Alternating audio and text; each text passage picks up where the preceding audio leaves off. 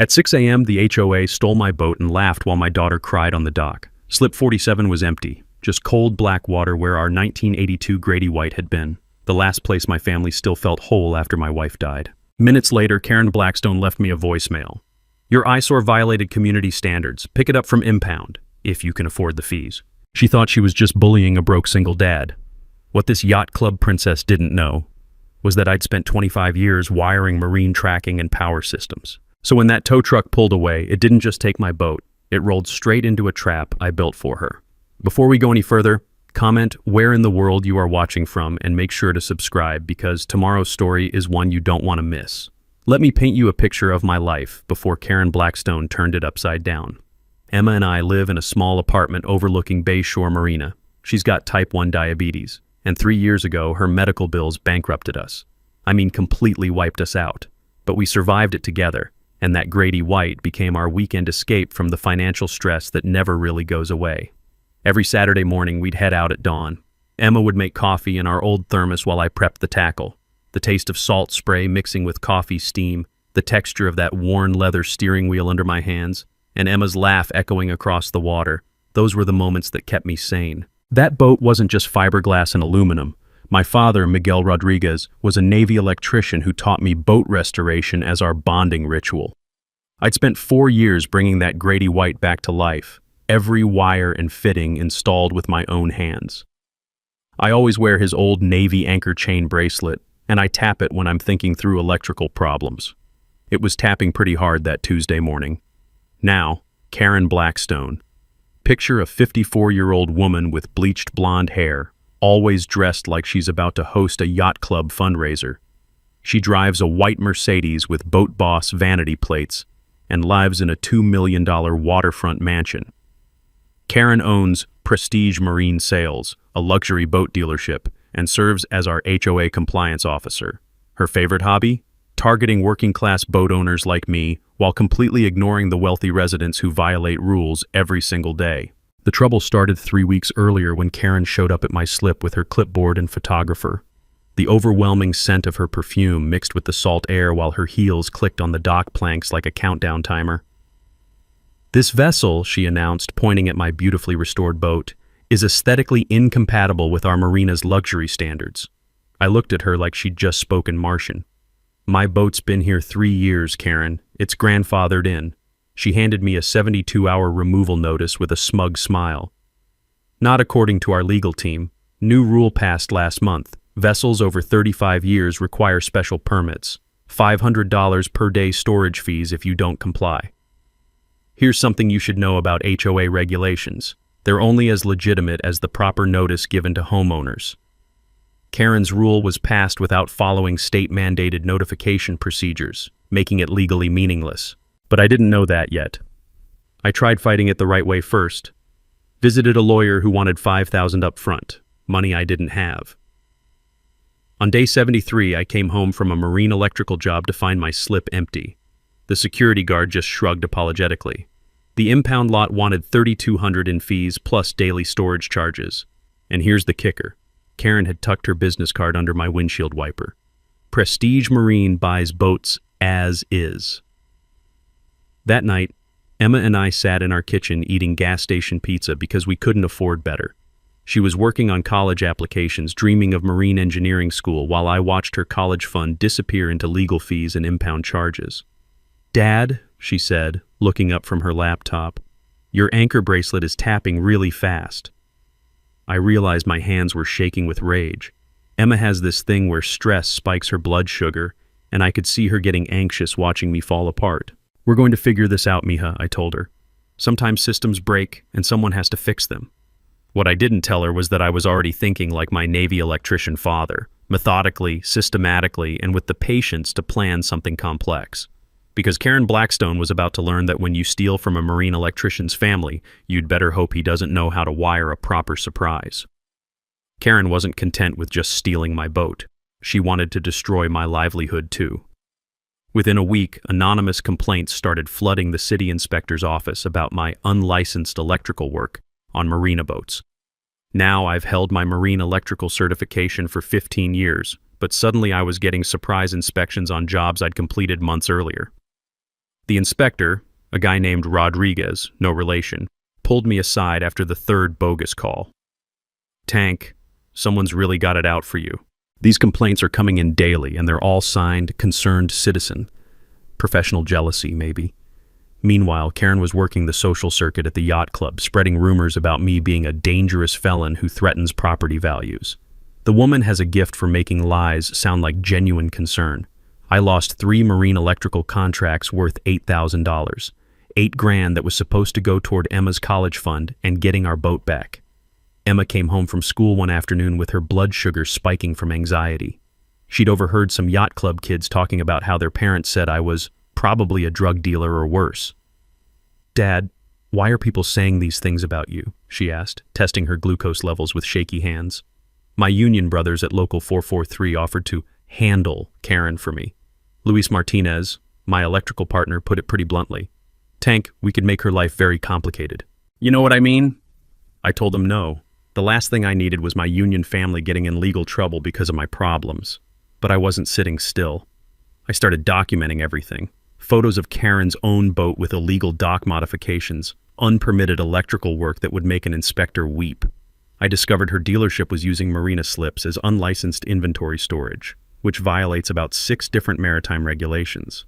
Luis helped me access the marina electrical blueprints from when we'd done the main panel upgrade 2 years earlier. Here's something most people don't know. Marina electrical systems use master shutoff breakers accessible only to licensed marine electricians. Cut power to the right breaker, and every fancy boat in the marina goes dark. I also convinced Pete Lennox, one of the security guards who was tired of Karen's constant demands, to let me install a hidden camera in his friend's boat slip. Pete was fed up with Karen treating security staff like personal servants. 3 weeks into my surveillance, I hit the jackpot. The camera caught Karen and Derek Mitchell, the marina manager, meeting at Slip 23 at midnight. Derek was handing Karen a stack of cash while they talked in hushed voices. I couldn't hear the audio, but body language told the story. This was routine business. I spent that whole night reviewing footage at my kitchen table, coffee growing cold, Emma asleep on the couch with her homework spread around her. The taste of stale pizza from dinner lingered while I listened to waves outside our apartment window. The deeper I dug, the more corruption I found. Karen hadn't just stolen my boat, she'd stolen 8 others in the past year using the exact same fake violation scheme, and Derek was splitting the storage fees with her. Here's the thing about marina theft operations. They're only sustainable if victims can't afford to fight back legally. Karen was specifically targeting working-class families and elderly boat owners on fixed incomes, but she'd made one crucial mistake. She picked on a marine electrician with union backing, electrical access to the entire marina, and a teenage daughter smart enough to help with research. Emma started mapping out Karen's pattern using a color-coded spreadsheet that would make a forensic accountant proud. "Dad, look at this," she said, showing me the laptop screen.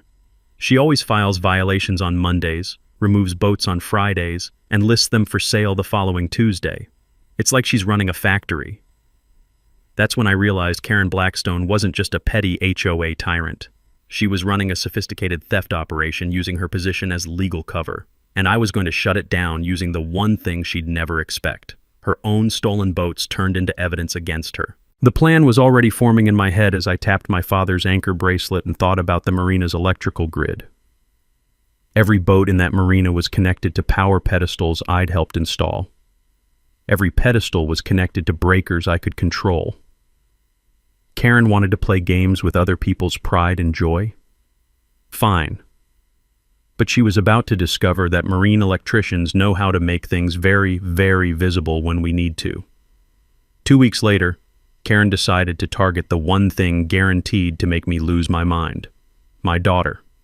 It started with a bogus report claiming my electrical work had caused a fire hazard near the children's swimming area. The fire chief showed up at my job site looking embarrassed. "Tank, I gotta investigate this complaint, but between you and me, I've never seen better electrical work than yours." The real gut punch came when Karen got Emma banned from the marina facilities where she volunteered teaching kids how to sail. Emma loved those Saturday mornings with the little ones, showing them how to tie bowlines and read wind direction. But the worst part, Karen actually showed up at Emma's high school. Emma called me crying from the nurse's office.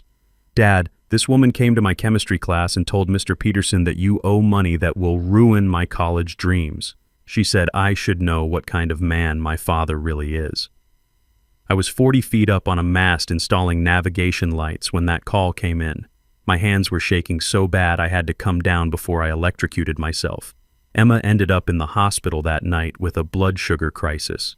Stress and diabetes don't mix, and watching your dad's reputation get destroyed while your college fund disappears is stress enough to hospitalize a 16-year-old.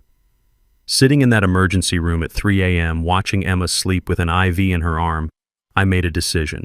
This wasn't about my boat anymore. This was about protecting my daughter's future from a predator in designer clothes. The medical bill added another $2,800 to my debt. Meanwhile, Karen was posting Facebook sympathy messages about protecting our children from dangerous influences while wearing $300 sunglasses in her profile photo. But here's the thing about union electricians: we don't work alone. Luis Martinez stepped up first. Tank, whatever you're planning, I'm in. That woman messed with Emma. She messed with family. Maria Santos, a paralegal and mother of Emma's best friend, offered legal help after hearing what happened at the school. This Karen character crossed a line. Let me dig into her business records. Pete Lennox provided access to security footage showing Karen's after-hours activities at the marina. Turns out she'd been moving boats around at night using empty slips to stage her stolen inventory. Maria's research revealed something crucial. Karen's dealership owed $47,000 in unpaid marina slip fees. She'd been hiding inventory boats in stolen spots, avoiding the monthly charges while using them to showcase her fraudulent business. But the real breakthrough came when I started modifying the marina's electrical systems. Here's something about marine GPS tracking systems. They can be remotely activated using electrical grid access if you know what you're doing. I started installing tiny modification devices in the electrical pedestals serving Karen's inventory boats. Luis and I worked nights, using our legitimate maintenance access to the electrical room. The smell of salt water and electrical ozone filled that cramped space, while Emma's worried voice checked on us through phone calls. "Dad, are you sure you're not getting in over your head?" she'd ask. I'd touch my father's anchor bracelet and think about Miguel Rodriguez teaching me that sometimes fixing broken systems requires rewiring the whole setup. The modification work led to an interesting discovery. Bank records obtained through Maria's legal connections showed Karen had been double-selling boats. She'd sell the same stolen vessel to an unknowing buyer, then file a fraudulent insurance claim saying it was stolen again. My Grady White appeared on 2 separate sales receipts, once to a family in Tampa, once to an insurance company as a total theft loss. Karen was running an insurance scam operation alongside her marina theft business. But the biggest revelation came from Pete's security footage review. Karen wasn't just stealing from Bayshore Marina. She had similar operations running at 3 other marinas across 2 counties. "Tank, look at this," Pete showed me surveillance from his buddy who worked security at Sunset Harbor. Same white Mercedes, same clipboard, same fake violations routine. She's been doing this for years. I spent that night in the marina electrical room, surrounded by my father's old electrical manuals with his handwritten notes in the margins. The texture of those worn pages reminded me why I became an electrician in the first place, to fix things that were broken. Karen Blackstone had broken a lot more than just HOA rules. She'd broken families, stolen dreams, and destroyed the financial security of working people who couldn't afford to fight back. But she'd made one fatal error. She'd targeted a marine electrician who understood that the most effective way to expose criminals is to make their crimes impossible to hide. And I was about to turn every stolen boat in her inventory into a purple beacon of justice that wouldn't wash off for months. 3 weeks before my planned exposure of Karen's operation, she made her most desperate move yet. Someone had vandalized the yacht club's electrical system, causing $15,000 in damage to their fancy lighting display. The marina manager, Derek, pointed fingers straight at me, claiming I was taking revenge for having my boat stolen. Karen threatened to sue me personally, garnish my wages, and, here's the part that made my blood boil, petition family services to remove Emma from my care due to an unsafe home environment created by her father's criminal behavior. My union rep called an emergency meeting. "Tank, they're talking about suspension pending investigation. I've never seen anything like this systematic character assassination." The financial pressure was crushing us. I'd lost another 12,000 in marine electrical contracts because yacht club members didn't want the unstable electrician working on their boats. Emma's college fund was completely gone, spent on legal defense and medical bills, but I wasn't backing down. I went into what Emma calls ghost mode, working only through Union Brothers, communicating through Maria, staying completely off Karen's radar while I prepared the trap of her lifetime. Luis and I discovered Derek had his own side hustle, stealing electricity from the marina to power his boat detailing business. The guy was running commercial pressure washers and industrial buffers off the marina's electrical grid without paying for power. "Tank, this is perfect," Luis whispered as we reviewed the electrical consumption records. "Derek's stealing thousands in electricity. That's felony theft." We installed hidden monitoring equipment throughout the marina electrical systems, documenting both Derek's power theft and Karen's boat movement patterns. Every stolen boat, every midnight transfer, every fake storage fee, all recorded with timestamps and electrical consumption data.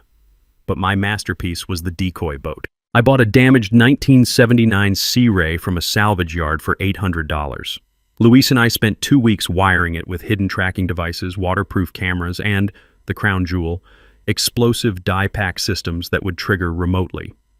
The die packs were adapted from bank security equipment, designed to permanently mark stolen property with bright purple industrial marking fluid.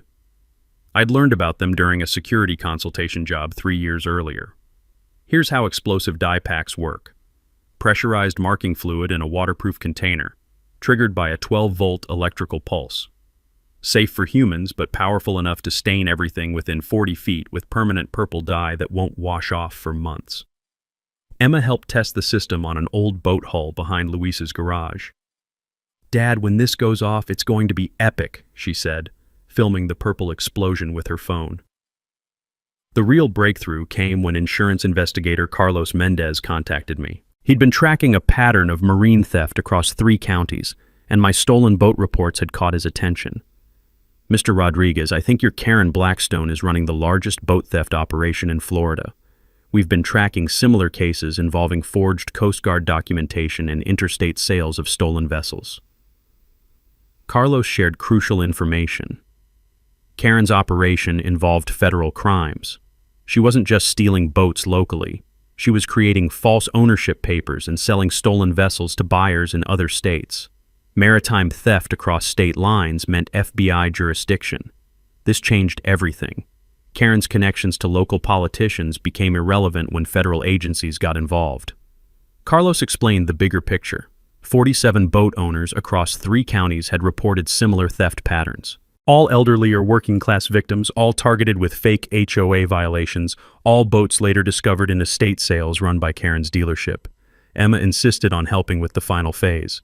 "She messed with our family. She messed with my college fund. I want to be there when you catch her." My daughter had developed remarkable research skills during this ordeal. She'd compiled months of Karen's social media posts showing contradictory statements about stolen boats, photographed Karen with supposedly sold vessels that were actually still in stolen status, and created a timeline proving the insurance fraud. We planned Operation Purple Rain, simultaneous activation of die packs in all stolen boats during Karen's biggest sales event of the year. The timing was perfect. Karen had scheduled her annual Prestige Marine Estate sale at the Yacht Club, displaying 12 stolen boats as recently acquired estate vessels. The guest list included 200 wealthy buyers, local media covering the luxury boat auction, and, unknown to Karen, federal investigators planning to make arrests. I spent the final night before the operation in my apartment kitchen, surrounded by electrical diagrams and photos of Karen's stolen inventory. Emma brought me coffee and sat beside me. "Dad, you're not just an electrician fixing problems anymore," she said. "You're fixing a broken system that was hurting families like ours." I touched my father's anchor bracelet and realized she was absolutely right. Tomorrow wasn't just about getting our boat back. It was about protecting every working family from predators like Karen Blackstone. The phone call that changed everything came from Carlos Mendez at 7 p.m. on a Thursday night. "Tank, you need to sit down for this. Karen Blackstone isn't just running a local theft operation. She's the center of a federal maritime crime ring." Carlos had been working with FBI agent Sarah Kim for 6 months, tracking forged Coast Guard documentation across 4 states. Karen wasn't just stealing boats and reselling them. She was creating completely false ownership papers and selling stolen vessels to unsuspecting buyers from Georgia to Texas. Federal maritime theft across state lines carries up to 20 years per vessel, Carlos explained. She's looking at multiple life sentences if we can prove the pattern. The power dynamic had completely shifted. Karen's connections to city council members and yacht club board directors meant nothing when federal agencies got involved. Her political protection evaporated the moment her crimes crossed state lines. But here's what really blew my mind. Karen's upcoming Prestige Marine annual sale featured 12 boats, and Carlos had proof that 11 of them matched stolen vessel reports filed with insurance companies across 3 states. She's not just displaying stolen inventory, Tank. She's running the biggest stolen boat auction in Florida history, and she's doing it in plain sight at the yacht club. This revelation changed my entire strategy. Instead of just exposing local corruption, I was about to help federal agents bust an interstate crime ring. Emma was listening to the conversation on speakerphone, taking notes like a legal secretary. Dad, if she's selling stolen boats to people in other states, those buyers are victims too. They don't know they're buying stolen property. Agent Sarah Kim joined our planning session the next evening, meeting us at Maria's house to avoid surveillance. Sarah was a 12-year FBI veteran who'd been tracking maritime crime rings throughout the Southeast.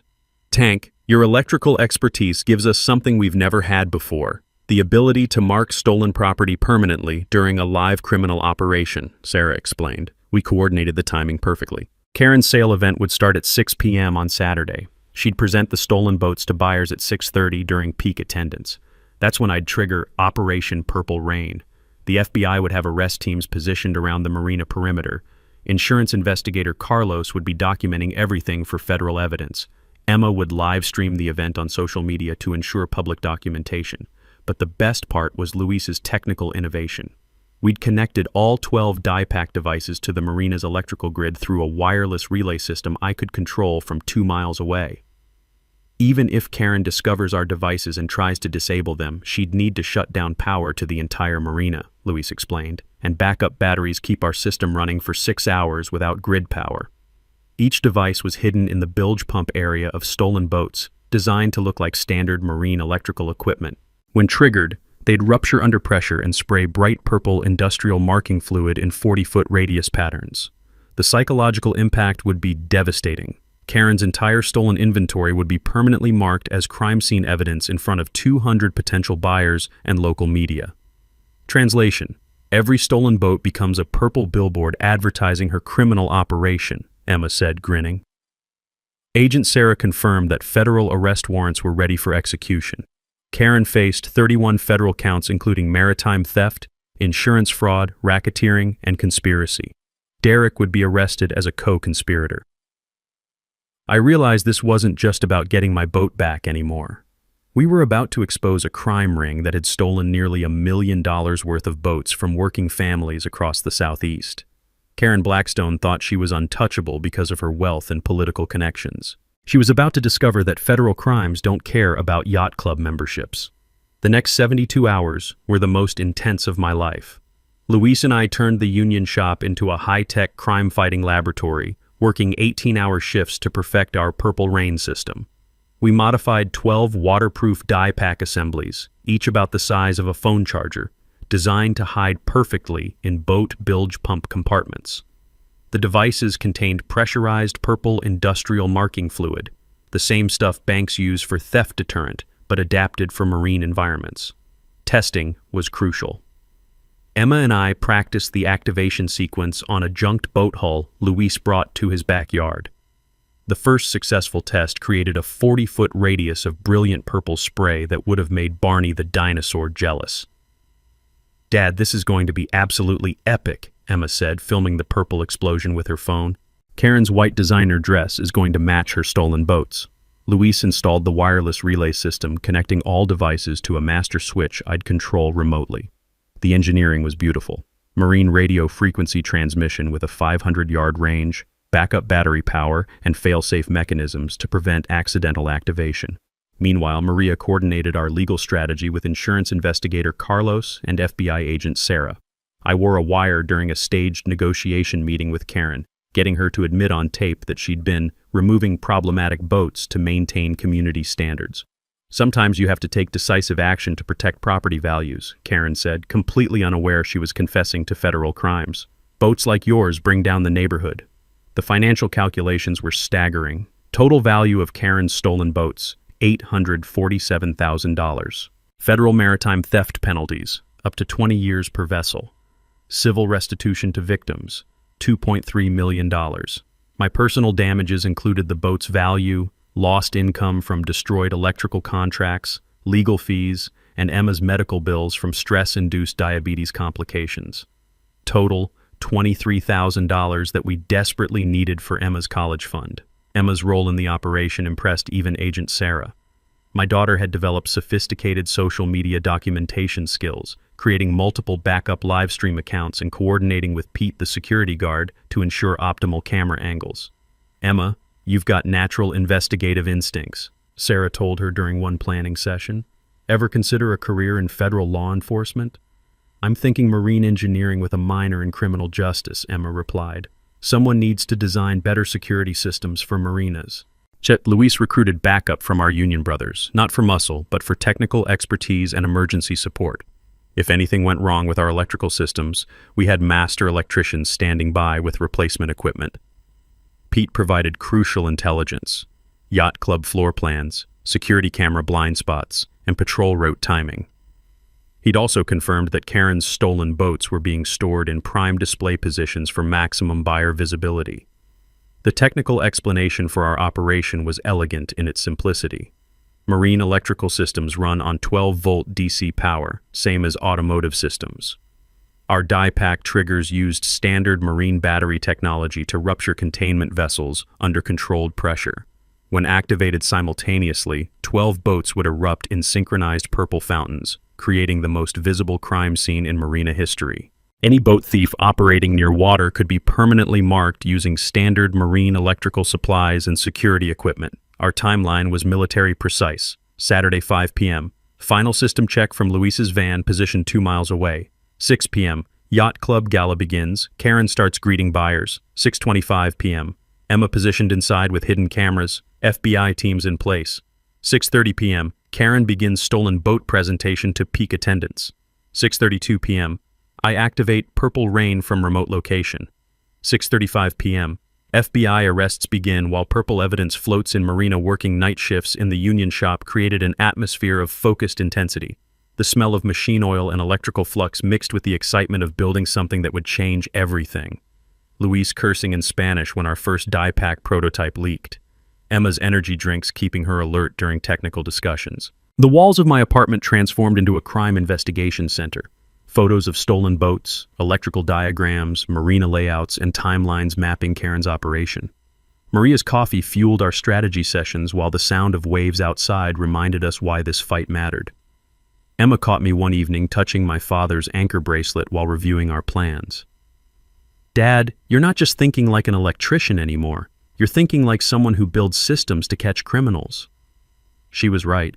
This operation combined everything my father had taught me about electrical systems with everything Karen had taught me about fighting injustice. We weren't just catching a boat thief, we were building a replicable system for exposing maritime crime rings anywhere in the country. The night before execution, Emma helped me pack the remote trigger device while reviewing our backup plans. "Tomorrow we get our life back, Dad. Our boat, our reputation, and my college fund." I realized this 17-year-old girl had become my partner in creating justice where the system had failed us. 4 days before our planned operation, Karen discovered we were investigating her.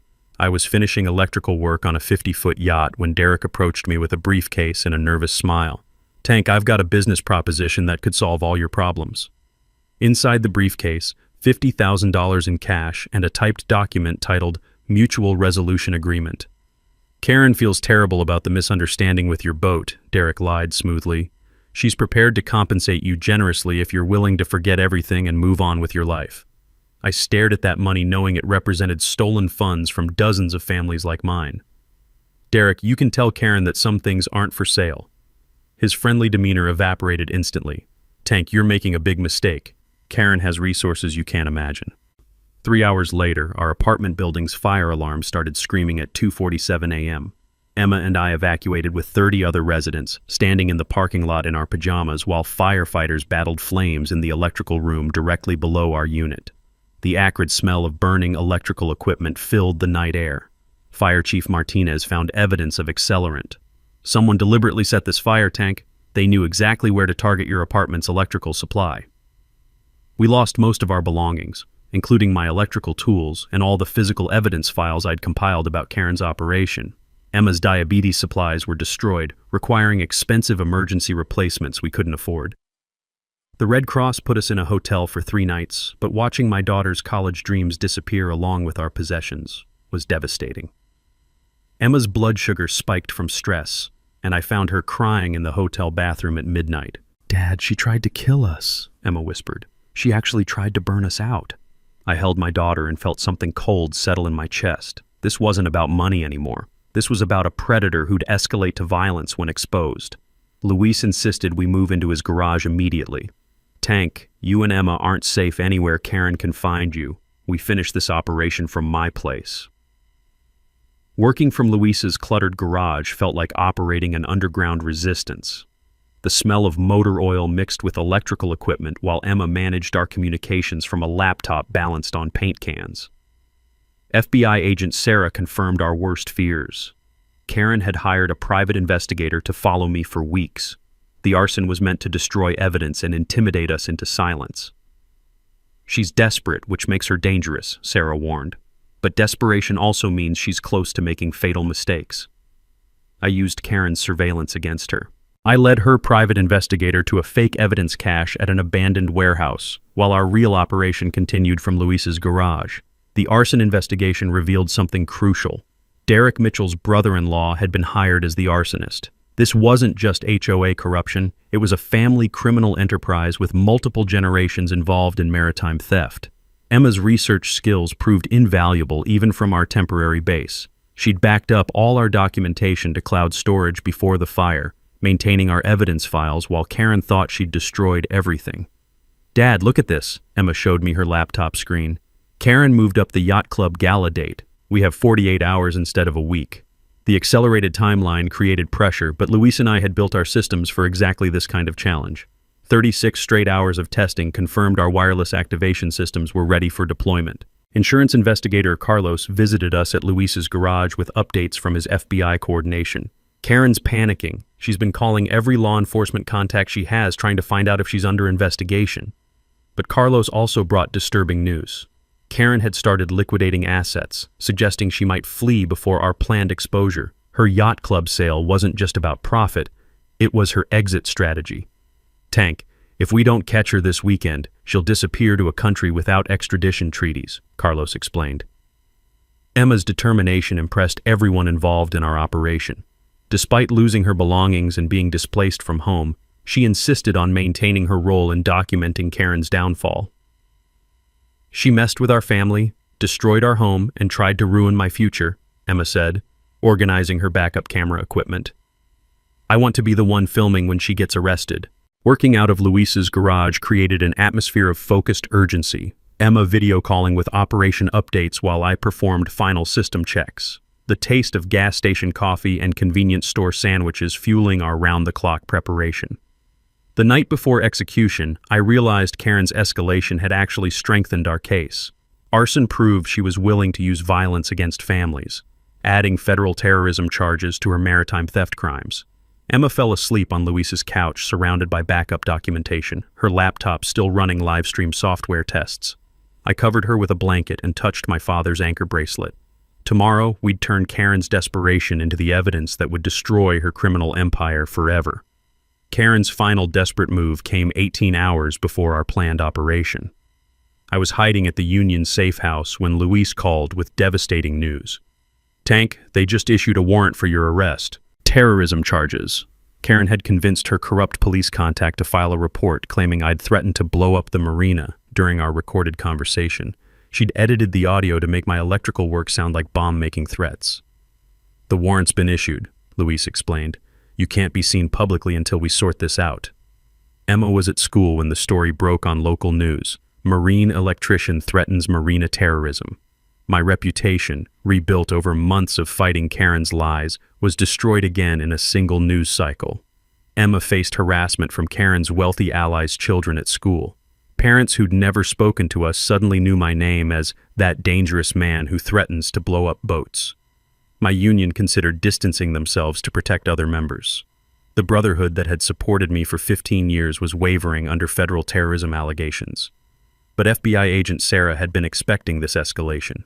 Tank, we've been monitoring Karen's phone calls. We caught her coordinating this false testimony with Derek. It's witness tampering and obstruction of justice. From the safe house basement 2 miles from the marina, I watched Emma's live stream as she bravely documented Karen's pre-gala preparations. My 17-year-old daughter was now the field operative while I directed remotely. "Dad, all 12 boats are in position," Emma whispered into her phone. "Karen just told the news crew she's excited to showcase her estate boat collection to the community." Luis confirmed our technical systems were operational. Every die-pack device showed green status lights. The wireless relay network was receiving signals clearly from my 2-mile distance. Pete, the security guard, provided the final intelligence update. Karen had moved all stolen boats to prime display positions early, suggesting she planned to complete sales and disappear that night. "Tank, she's got packed suitcases in her Mercedes trunk," Pete reported. "This isn't just a sale event, it's her exit strategy." The corruption went deeper than we'd imagined. Derek admitted to FBI agents that Karen had been planning her escape for weeks, liquidating assets and transferring money to offshore accounts. But Karen made one crucial error in her panic. By accelerating the timeline and consolidating all stolen boats in one location, she'd created the perfect opportunity for simultaneous evidence marking. Insurance investigator Carlos confirmed federal agents were positioned around the marina perimeter with arrest warrants ready for execution. "Tank, whatever happens tonight, we've got enough evidence to convict her even if your operation fails." My remote activation system was tested and ready. From Luis's van in the Union parking lot, I could trigger all 12 die packs simultaneously while maintaining safe distance from the arrest scene. Emma's preparation impressed everyone involved in our operation. She'd created multiple backup live stream accounts, coordinated with news crews for additional documentation, and established communication protocols with FBI agents. "Dad, I'm not scared anymore," Emma told me during our final phone check. "She tried to destroy our family, but she just made us stronger and smarter." Working from the safe house basement, surrounded by electrical monitoring equipment and backup communication systems, I felt the weight of our family's future balancing on the next few hours. The emotional preparation was as crucial as the technical setup. Emma and I video called one final time before the operation began. "Tomorrow we get our life back, Mija," I told her. "Our boat, our reputation, and your college fund." "Dad, you taught me something important," Emma replied. "Sometimes fixing broken systems means being willing to shock people who think they're untouchable." I touched my father's anchor bracelet and thought about Miguel Rodriguez, who taught me that electrical systems require both patience and precise timing. Tonight's operation would honor everything he'd taught me about fixing things that were broken. At 5:45 p.m., Emma texted from inside the yacht club. "Gala starting, 200 plus attendees, news crew setting up, Karen wearing white designer dress, perfect target for purple dye." Luis confirmed from our mobile command post, "All systems green, remote trigger responding perfectly, backup power supplies fully charged." FBI agent Sarah's final communication, "Federal arrest teams in position, execute operation at your discretion." I sat in Luis's van 2 miles from the marina, watching Emma's live stream on my phone while holding the remote trigger device. My father's anchor bracelet was steady on my wrist for the first time in months. Karen Blackstone was about to learn that when you threaten a marine electrician's family, you'd better hope he doesn't know how to make your crimes visible from space. The yacht club gala was beginning, and justice was about to rain purple. The yacht club was packed. 200 wealthy buyers mingled under string lights while a local news crew set up cameras for Karen's estate boat collection presentation. I watched through Emma's live stream from Luis's van, my finger hovering over the remote trigger. My daughter was positioned near the marina dock with her phone, documenting everything for federal evidence. At 6:30 p.m. sharp, Karen took the microphone wearing a pristine white designer dress that probably cost more than my monthly rent. Ladies and gentlemen, welcome to Prestige Marine's annual estate sale, Karen announced with practiced charm. These magnificent vessels represent the finest acquisitions from distinguished estates across Florida. She gestured proudly toward 12 boats floating in the marina like sitting ducks. My stolen Grady White sat in the center, surrounded by 11 other vessels stolen from working families across 3 counties. Each boat has been carefully selected for its craftsmanship and heritage, Karen continued, completely unaware that FBI agents were positioning themselves throughout the crowd. Emma's camera captured the scene perfectly, wealthy buyers examining stolen boats while Karen played the role of legitimate businesswoman. The irony was thick enough to cut with a boat hook. "These vessels are priced to sell tonight only," Karen said, her voice carrying across the water. "Estate sales wait for no one." At 6:32 p.m., I triggered the system. 12 simultaneous explosions erupted across the marina like a coordinated fireworks display.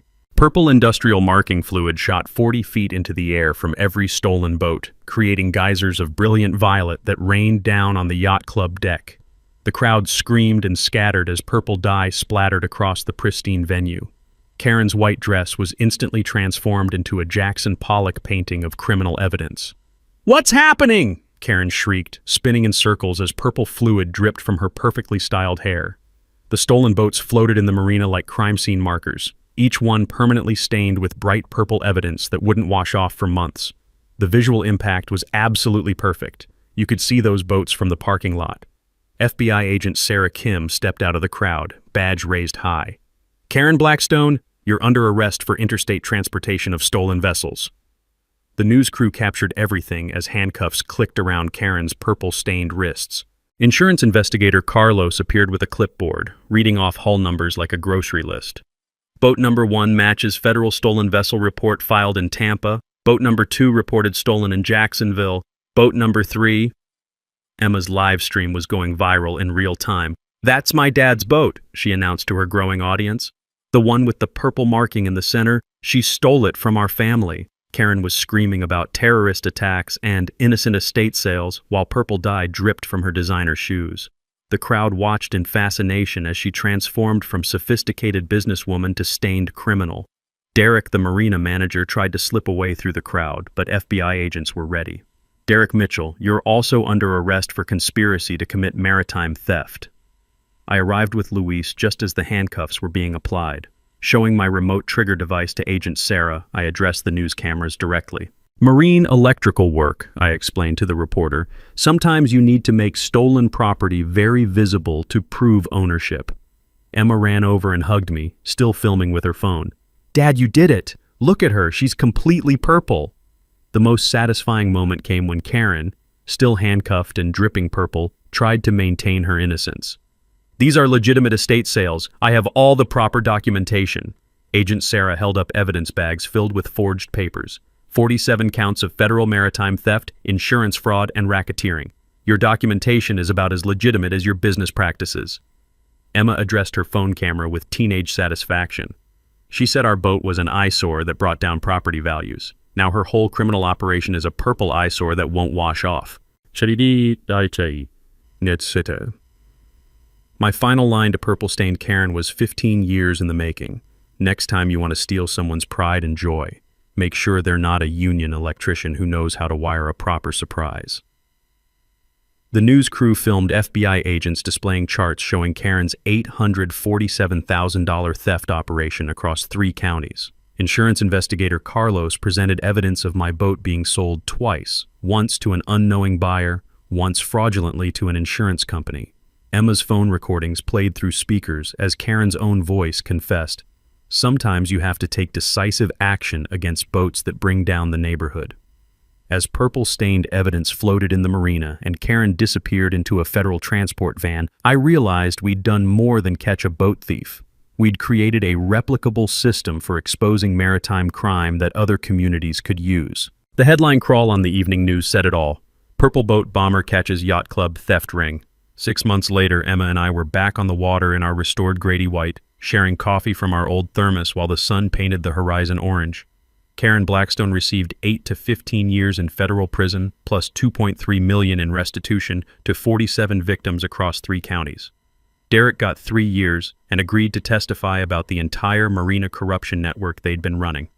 The purple stains on our boat had faded to a pale lavender, creating what Emma called justice marks that reminded us how we'd turned a criminal's weapon against her. My electrical business exploded after the story went national. Every marina from Tampa to Miami wanted security systems installed by the Purple Boat Bomber. Emma started calling it brand recognition through criminal justice. We received $23,000 in direct restitution plus a $45,000 whistleblower reward from insurance companies grateful for exposing the interstate fraud ring. Emma's college fund was fully restored, with enough left over for her to attend MIT's marine engineering program with minimal debt. But the money wasn't the real victory. The Union Local 443 gave me their Electrician of the Year award for creative problem solving in the face of systematic corruption. Luis framed the certificate and hung it in our shop with a note, for services above and beyond normal electrical work. The marina implemented new oversight systems preventing any single person from controlling boat storage decisions. Federal maritime theft task forces started using our case as a model for investigating similar crimes nationwide. Emma's college application essay, titled "How My Dad Caught a Boat Thief Using Purple Dye and Marine Electrical Systems," won a national writing contest and earned her early admission to 3 engineering schools. "Dad, you didn't just fix electrical problems," Emma told me during one of our Saturday morning fishing trips. "You fixed a broken system that was hurting families like ours." The community benefits extended far beyond our family.